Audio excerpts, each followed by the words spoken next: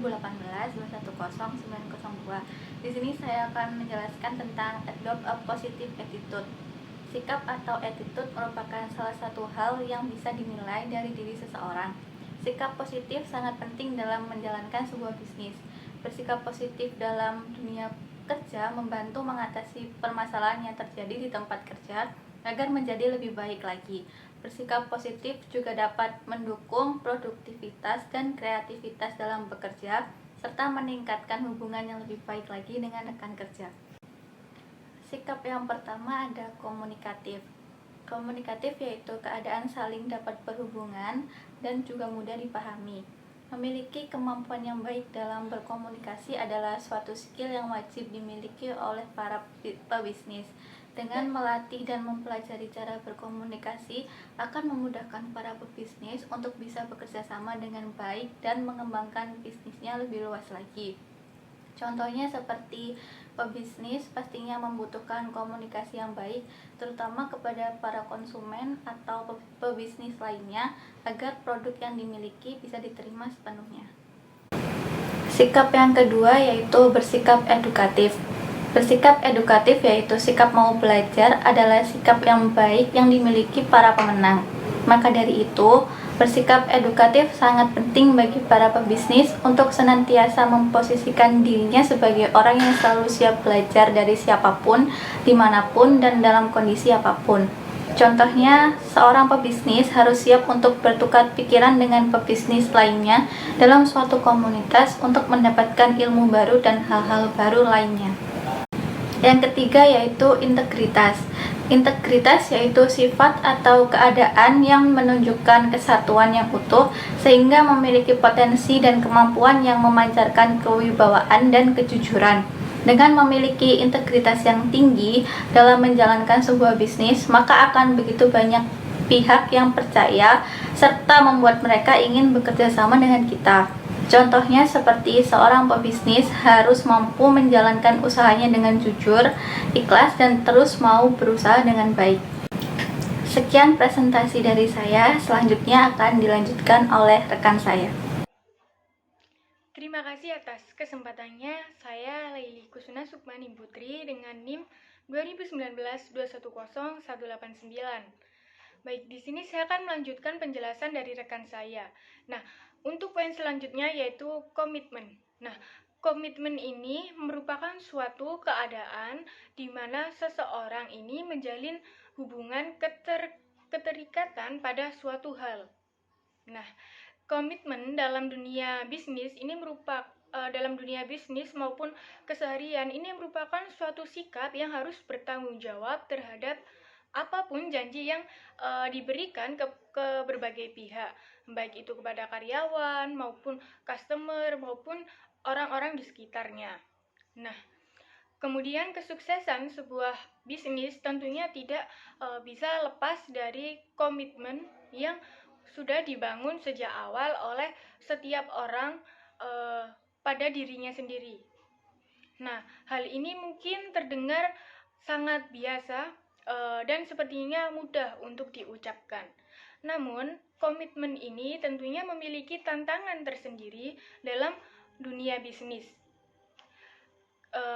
Untuk kita dapat pahami, nah untuk contoh implementasinya dalam komitmen dalam bisnis ini seperti yang pertama, kita bekerja dalam suatu perusahaan, maka kita dari awal harus mempunyai komitmen untuk menyelesaikan pekerjaan tersebut dan menjalankan pekerjaan tersebut yang sesuai pada perintahnya. Kemudian yang kedua yaitu berkomitmen dalam menjaga rahasia yang sudah ada. Nah, untuk kita yang sudah mengetahui rahasia-rahasia pada perusahaan tersebut, maka kita harus sebisa mungkin berkomitmen pada diri kita sendiri untuk menjaga rahasia tersebut. Nah, untuk yang ketiga yaitu berkomitmen pada diri sendiri untuk mungkin lebih baik lagi ke depannya dalam menjalankan bisnis atau bekerja. Nah, tujuan dari komitmen sendiri ini agar menjadi sebuah kebiasaan yang baik yang kemudian itu memberikan momentum untuk mengembangkan sebuah bisnis dan mengembangkan perilaku kita sendiri ke depannya agar lebih baik. Baik, untuk poin selanjutnya yaitu ada poin humoris, yang merupakan sikap bisa membantu kita untuk meningkatkan kualitas diri dan kesehatan dalam hubungan sosial, kesehatan jasmani, dan rohani bagi diri kita sendiri. Nah, dengan adanya kepribadian yang menyenangkan seperti ini, maka akan menjadi bagi kita sendiri itu semakin mudah untuk masuk ke berbagai lingkungan, baik itu lingkungan atas maupun lingkungan bawah, karena kita sendiri mudah berbaur atau mudah berbaur kepada orang lain. Nah, kemudian untuk contoh implementasi pada dunia bisnis ini, jika kita mudah untuk humoris kepada orang lain atau bercanda dengan rekan kerja atau rekan bisnis, maka suasana yang mungkin kita dapatkan itu tentunya berbeda. Karena apa? Karena tentunya tidak berpacu pada pekerjaan saja. Karena agar mungkin kita maupun orang lain tuh tidak kaku untuk pembahasan itu saja. Nah, tentunya humoris memiliki fungsi. Nah, dalam bisnis itu antara lain yang pertama membuat lawan bicara merasa nyaman dan pembicaraan itu tidak berlangsung kaku saat membahas masalah kerja sama bisnis dengan rekan kerja kita. Nah, untuk poin kedua yaitu menjalin kedekatan secara personal dengan klien karena merasa kita sebagai pengusaha ini tuh dinilai sebagai sosok yang menyenangkan. Kemudian untuk poin yang ketiga yaitu mengurangi ketegangan saat mempresentasikan pekerjaan pada calon klien kita. Sekian presentasi dari saya, selanjutnya akan dijelaskan oleh rekan saya. Baik, terima kasih atas kesempatannya. Perkenalkan, nama saya Rifsa Ayuda Febriana dengan NIM 2019-210131. Di sini saya akan menjelaskan bagaimana implementasi dari personal kompeten. Jadi, karyawan itu tidak hanya dinilai kompetensinya saat ia masih menjadi kandidat karyawan, namun juga saat ia sudah diterima dan bekerja dalam perusahaan tersebut. Nah, perusahaan itu juga perlu beradaptasi dengan tren yang berubah, sehingga itu untuk memperlancar semua perubahan. Nah, perusahaan itu harus tahu persis kinerja dan performa kompetensi karyawan tersebut seperti apa yang sudah dia milikin dan apa yang masih kurang dia milikinya. Jadi, personal kompeten ini memiliki arti bahwa kemampuan seseorang dalam segala hal itu yang berhubungan dengan perkembangan kepribadian seseorang tersebut. Jadi, alasan kompetensi itu bukan dibutuhkan di dunia bisnis saja, namun juga ada di dunia lain yang seperti untuk mempermudah perusahaan menemukan jenis pekerjaan yang tepat bagi karyawan tersebut. Jadi, personal kompeten ini juga dapat diartikan yaitu suatu kemampuan dalam melaksanakan tugas-tugasnya sebagai karyawan dalam hal pembelajaran dengan memiliki pengetahuan yang luas serta kewenangan dalam melaksanakan tugas yang diberikan serta dapat diselesaikan secara maksimal mungkin sehingga tujuan dari perusahaan tersebut dapat dicapai dengan semaksimal mungkin. Seperti contoh komunikasi dalam dunia bisnis. Nah, dalam dunia bisnis tuh komunikasi digunakan untuk bernegosiasi dalam pencapaian usaha. Contohnya itu adalah sales. Sales kan menawarkan produk ya. Jadi sales itu dalam menawarkan produknya itu kepada customer. Jadi sebelum menawarkan produk itu sales itu mempelajari dari segi harga, produk, kelebihan, dan manfaat. Nah, sehingga ketika sales tersebut menawarkan produk kepada customer, maka customer dapat mempercayakan bahwa produk yang dia promosikan itu memiliki keunggulan dari kompetitor lainnya. Jadi sales itu memiliki kompeten dalam hal komunikasi untuk bernegosiasi. Jadi ada contoh lain seperti ketika seorang manajer dalam melakukan pelatihan bagi karyawan untuk meningkatkan keterampilan karyawan. Nah, setelah melakukan pelatihan, karyawan tersebut akan diberikan tugas pada memberikan tugas ke karyawan tersebut. Nah, karyawan tersebut akan melakukan tugas sesuai dengan arahan serta pelatihan yang sebelumnya. Jadi hal ini juga bisa dilihat bahwa manajer tersebut juga memiliki kompeten dalam hal kepemimpinan di dunia bisnis untuk mengelola sumber daya manusia jika karyawan tersebut berhasil menyelesaikan tugas yang diberikannya. Mungkin itu saja dari saya. Terima kasih. Wassalamualaikum warahmatullahi wabarakatuh. Baik, terima kasih atas kesempatannya. Mohon izin saya Yoga Rahmatullah, mohon izin menjelaskan contoh implementasi self-centeredness seperti seseorang yang dihadapkan kerja tim, namun seseorang tersebut hanya berfokus terhadap dirinya dan menghiraukan rekan timnya. Saat semua tim membicarakan bersama divisi yang sedang dijalankan dalam mencapai sebuah tujuan yang sudah direncanakan, pribadi tersebut cenderung bercondong menghiraukan dan lebih bercerita berfokus dengan divisi yang pribadi tersebut kerjakan.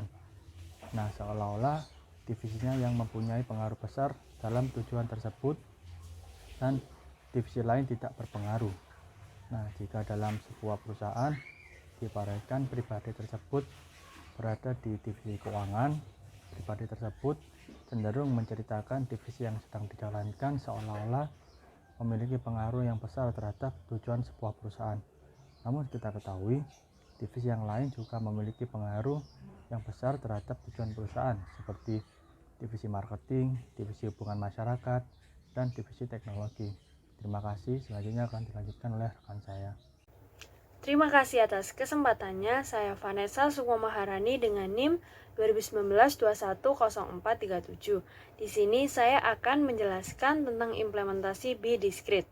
Be discreet dalam perilaku bisnis yang profesional merupakan sikap berhati-hati dalam menjaga informasi yang berkaitan dengan perusahaan dan orang lain yang ada di dalam perusahaan. Contoh implementasi dari Be Discreet yaitu yang pertama ada menjaga rahasia perusahaan. Dalam dunia perusahaan, menjaga privasi perusahaan adalah kewajiban setiap orang yang bekerja dalam perusahaan tersebut.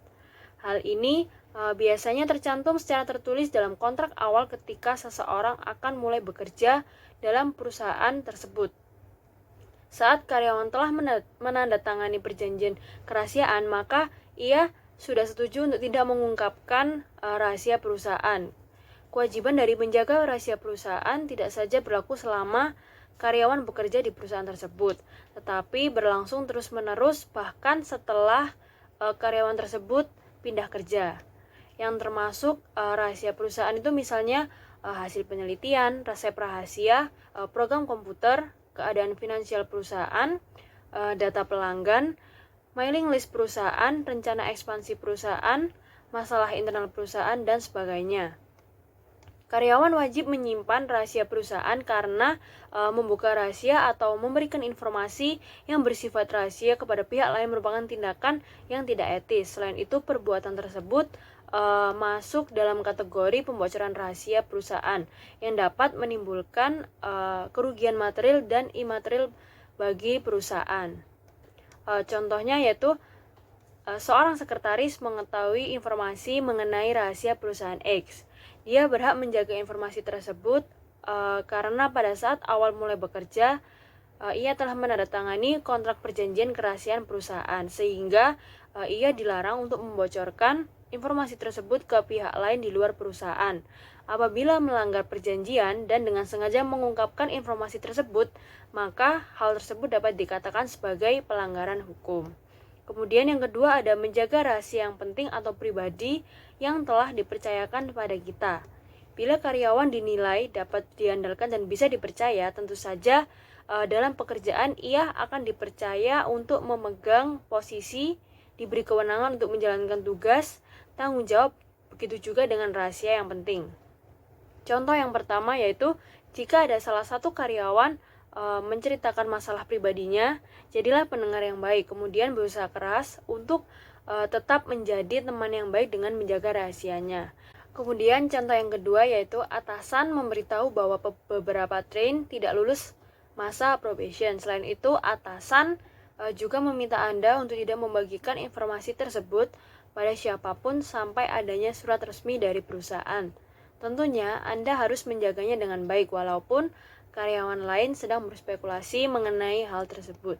Kemudian contoh implementasi be discreet yang ketiga yaitu berhati-hati membicarakan pemikiran negatif rekan kerja, atasan, dan kebijakan perusahaan. Hubungan baik yang terjalin antara pegawai perusahaan akan menciptakan suasana kerja yang positif, harmonis, dan dinamis. Untuk menjaga hubungan baik tersebut, maka pegawai perusahaan harus mencegah dalam melakukan hal-hal yang tidak baik, yaitu tidak membicarakan keburukan rekan kerja yang lain. Membicarakan keburukan sesama rekan memang terlihat menyenangkan dilakukan dengan rekan kerja, tetapi Anda juga harus berhati-hati dalam berbagi informasi. Meski berbagi kepada sahabat sendiri, jika dilakukan atau terkait dengan lingkungan profesional akan membuat Anda terlihat seperti orang yang tidak bisa dipercaya. Selain itu, sebagai pegawai perusahaan, Anda harus berhati-hati saat berbicara dengan rekan kerja karena kesalahan berbicara sedikit saja dapat merusak reputasi Anda di kantor. Contohnya yaitu pegawai A sering menjelek-jelekan pegawai lain pada atasan atau rekan kerja lain di kantor. Bahkan tak jarang ia juga menjelek-jelekan atasannya pada orang lain di kantor. Kondisi tersebut dapat menciptakan suasana kerja menjadi negatif, timbul fitnah, dan akan ada rasa kurang nyaman antar rekan kerja yang lain. Baik, selanjutnya akan dilanjutkan oleh rekan saya. Terima kasih. Terima kasih atas kesempatannya. Perkenalkan, nama saya Nisa Cornelia, NIM 2019-216487. Di sini saya akan melanjutkan presentasi dari rekan saya, yaitu menjelaskan tentang be considerate dan sensitive. Yang pertama adalah akar dari konflik, yaitu ketidakpekaan terhadap perasaan orang lain. Seorang psikolog di New York mengatakan bahwa orang yang tidak sensitif atau tidak peka cenderung tidak dapat melihat kondisi yang ada di sekitarnya. Mereka tidak mengerti bahwa mereka bersikap tidak peka ataupun tidak memperhatikan kondisi di sekitar mereka. Nah, salah satu contohnya adalah jika Anda dalam sebuah situasi sosial, apakah orang lain lebih sering mengajak Anda berbicara duluan? Jika yang terjadi justru sebaliknya, bagaimana reaksi lawan bicara Anda? Apakah mereka mau berlama-lama mengobrol dengan Anda ataupun kerap mencari alasan untuk meninggalkan percakapan tersebut? Jika Anda kerap tidak peka, biasanya orang-orang di sekitar Anda akan terlihat waspada ketika harus berbicara dengan Anda. Nah, selanjutnya adalah perilaku yang menunjukkan adanya sopan santun muncul dari pertimbangan dan kepekaan terhadap kebutuhan. Perasaan orang lain yang kita ajak berinteraksi ditunjukkan dengan kemauan kita untuk memahami orang lain tersebut, walaupun kita tidak setuju dengan sudut pandangnya ataupun perilaku mereka. Ada beberapa hal yang dapat kita terapkan dalam diri kita agar lebih perhatian dan peka terhadap orang lain. Yang pertama adalah mencoba menerima masukan dari orang lain. Anda harus sadar bahwa pendapat Anda bukanlah salah satu pendapat yang paling tepat untuk menyelesaikan masalah. Untuk menyelesaikan masalah, sebaiknya Anda meminta pendapat dari orang lain ataupun rekan Anda. Yang kedua adalah mencoba mengingat nama saat berkenalan. Orang yang kurang perhatian dan tidak peka mengalami kesulitan dalam mengingat nama lawan bicaranya. Hal ini karena kita memperhatikan apa saja yang dibicarakan oleh lawan bicara kita. Sebaiknya buat kesan pertama yang baik saat berkenalan dengan lawan bicara kita. Yang ketiga adalah belajar menjaga sikap. Coba untuk menyampaikan sesuatu sesuai dengan apa yang kita ingin sampaikan tanpa melukai atau menyakiti perasaan lawan bicara kita. Dan saat menyampaikan, hindari berbicara dengan nada tinggi dan kata-kata kasar. Terima kasih, sekian dari saya.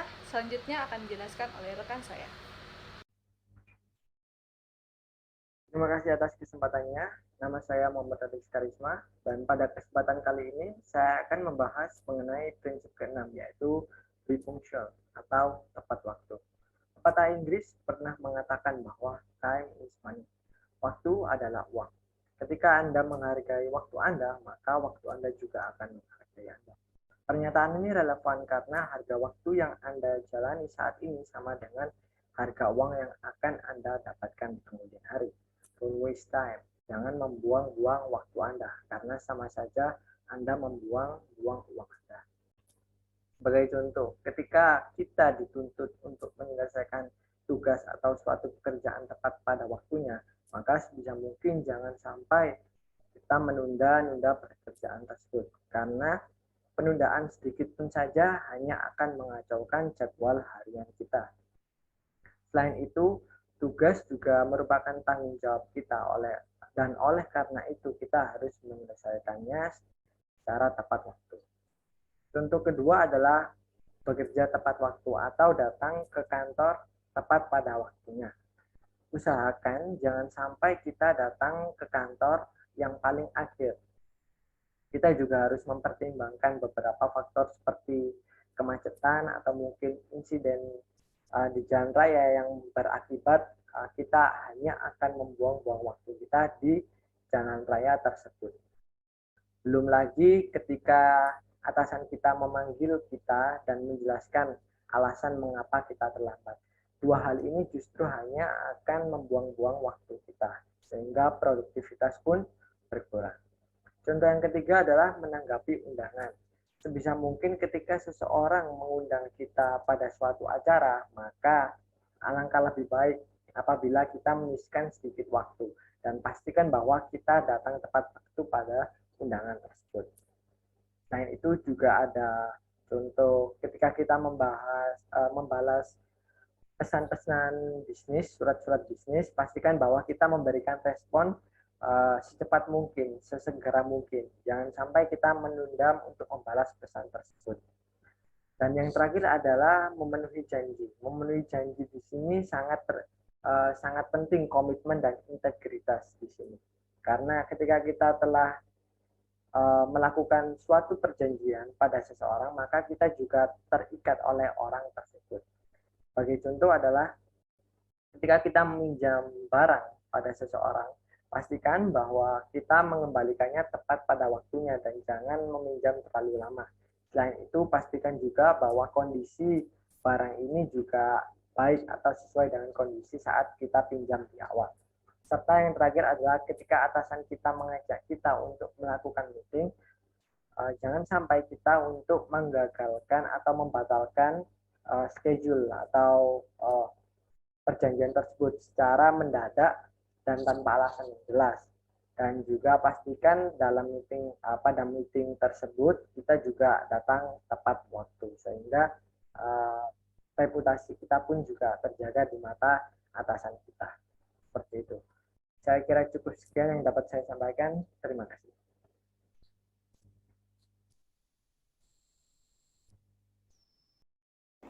Assalamualaikum warahmatullahi wabarakatuh. Sebelumnya terima kasih atas kesempatannya.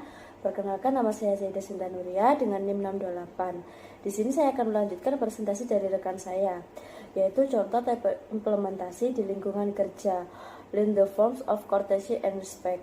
Di mana contoh ini yang pertama ada menjaga kerapian.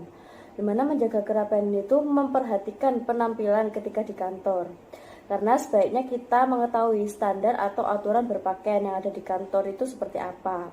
Kalau kantor kita tipikal perusahaan formal, maka kita wajib kenakan pakaian seperti celana kain, kemeja putih, dasi, dan juga jas.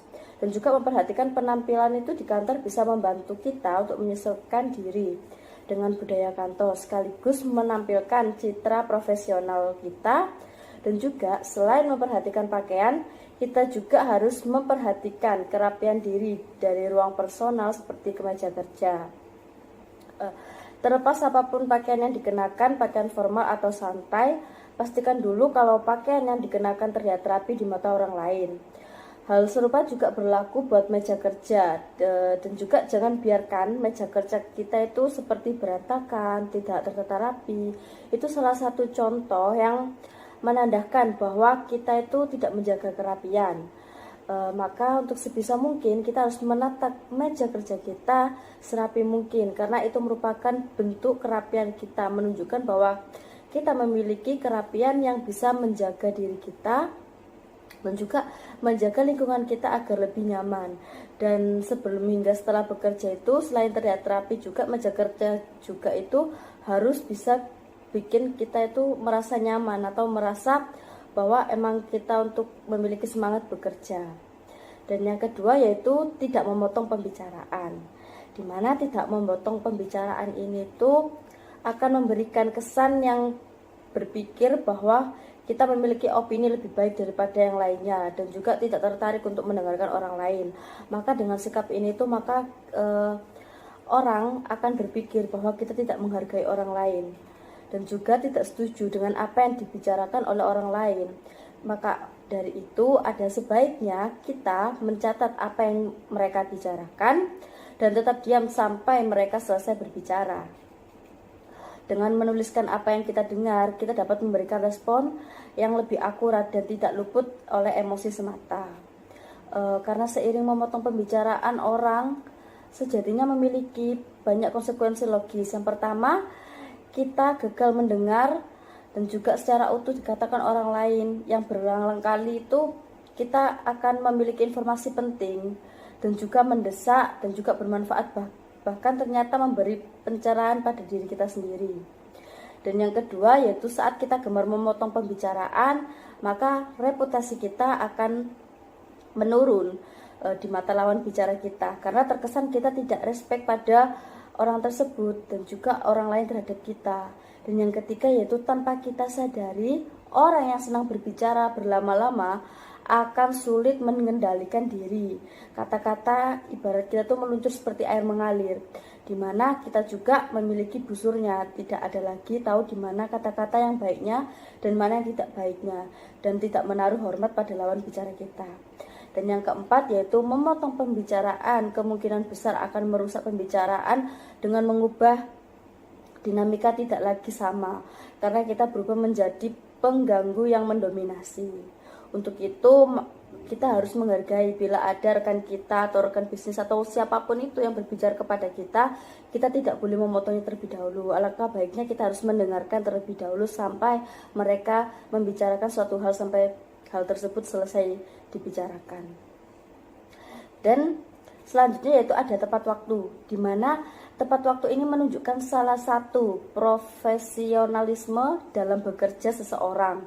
Selain bentuk profesionalisme kita, maka tepat waktu juga ini dapat menimbulkan rasa kepercayaan orang lain terhadap diri kita, di mana jika sebelumnya kita menjanjikan kita akan mengadakan meeting penting, contohnya yaitu apapun pasti kita memiliki kesanggupan dan juga berkomitmen untuk dapat tepat waktu. Dan menjadi orang yang tepat waktu ini salah satu etika di tempat kerja. Baik kita memiliki jenjang karir dan juga manfaat bagi diri kita sendiri.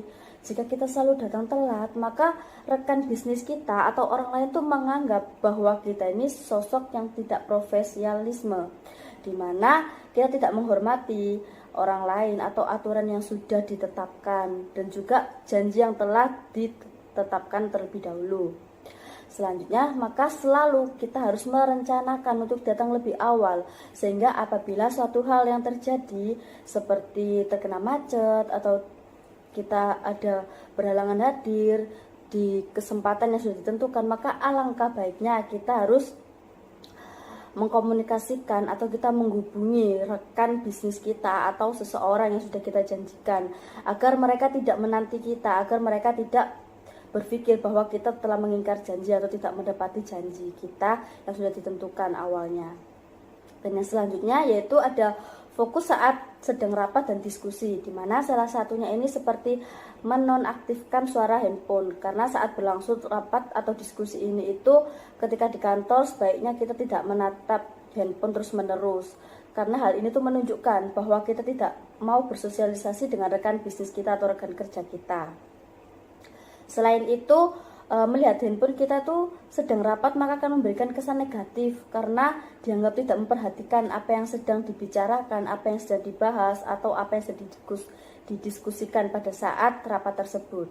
Karena ketika kita mengecek pesan atau email itu, mengeceknya tersebut, maka itu artinya kita menganggap bahwa informasi di ponsel kita itu lebih penting atau lebih utama dibandingkan apa yang kita bahas saat ini. Dan itu merupakan hal yang buruk, dan itu juga bisa menyinggung rekan bisnis kita karena kita dianggap tidak menghormati beliau. Baik, sekian presentasi dari kelompok kami. Kurang lebihnya kami mohon maaf. Wassalamualaikum warahmatullahi wabarakatuh.